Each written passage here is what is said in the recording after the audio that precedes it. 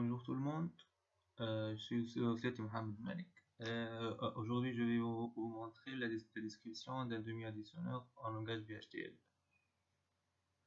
Commençons avec le logiciel qu'on va utiliser, c'est le modèle SIM. Vous pouvez le télécharger dans ce lien dans la présentation, équipé par un crack du logiciel. Schéma du circuit. Le demi-additionneur est un circuit combinatoire qui permet de réaliser la somme arithmétique de deux nombres A et B, chacun sur un bit. À la sortie, on va voir la somme S, c'est bien sûr avec la retenue R. Voici le schéma de notre circuit. On a les deux entrées A et B, la somme est avec le port XOR, la retenue. Alors, passons par la table de vérité. Voici les quatre cas possibles. La somme et le retenu, désolé, de chaque étape. 1, 0, on a la somme 1 et le retenu 0. L'équation de sortie de la somme est A bar fois B plus AB bar. On obtient le A XOR B. C'est le OR exclusif.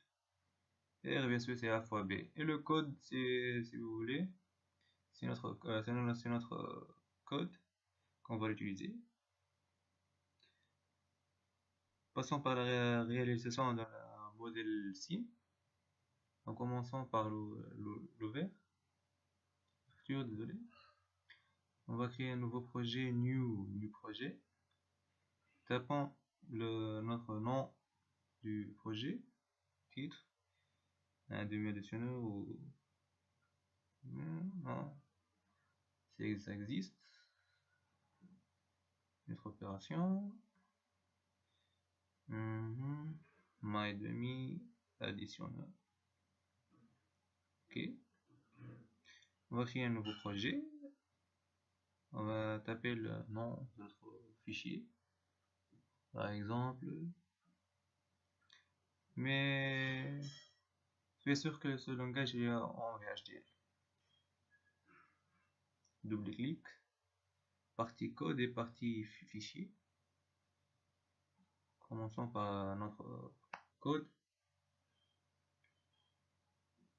Il faut importer tout d'abord le librairie, c'est le i3e. Puis on va spécifier le fichier ou la partie de bibliothèque qu'on va utiliser, c'est i3e.stdlogic 1164.all. C'est-à-dire qu'on va utiliser tous les fichiers dans la partie stdlogic du librairie i3e.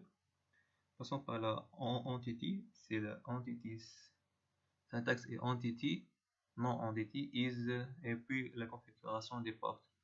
On a bien sûr le port A qui est en mode in, détail bit, un seul bit. On a deux entrées A et B.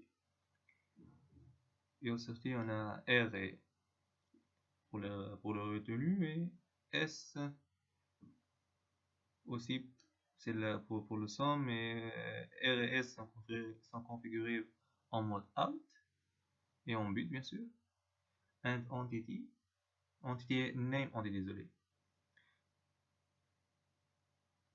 Ensuite et finalement la partie architecture d'une autre entité. Désolé, j'ai oublié le syntaxe de architecture, comment l'écrire. Architecture.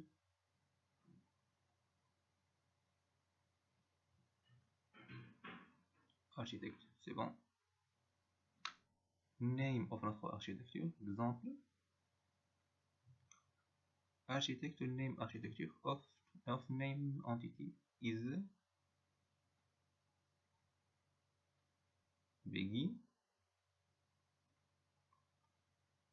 On va créer notre code et la somme qui va recevoir A XOR B comme j'ai indiqué dans la présentation. Et le L c'est le retenu, c'est A fois B, A N B.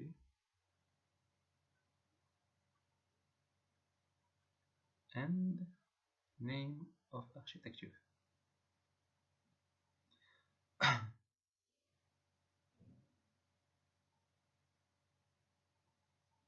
Donc, n'oubliez pas d'enregistrer le fichier avant de compiler. Sélectionnez le fichier, compiler selected. Pour voir le résultat, on va à la partie View et Transcript. Désolé. On voit que la compilation est successfully, c'est-à-dire il n'y a pas d'erreur de compilation. Et le tick en vert, c'est-à-dire que le fichier est compilé, la compilation est satisfaite. Par exemple, j'ai éliminé le point virgule et je recompilé. Remarquez que le tick, double-clic sur l'erreur, vous indiquez le ligne d'erreur et qu'est-ce qu'il vous manque. Donc le point virgule, save, j'ai enregistré déjà, c'est pourquoi. Clic droit, compiler. Donc le tick de X en rouge va se mettre en tick vert, c'est-à-dire le fichier est compilé. En passant par la partie library, work, and on va sélectionner notre fichier et simulate. On va attendre quelques secondes.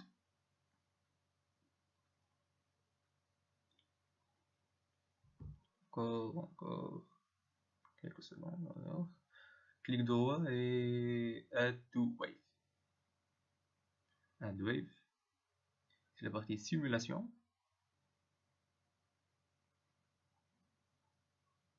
On va extraire alors voici notre simulation.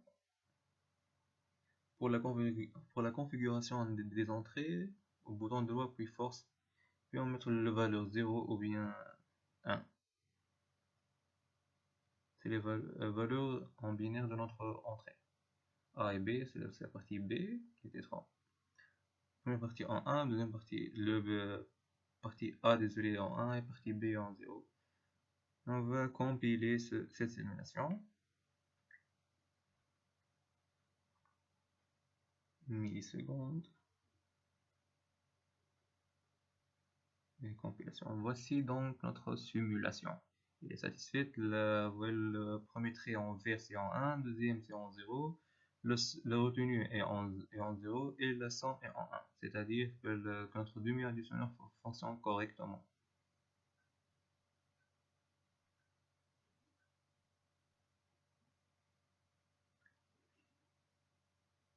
Une autre opération.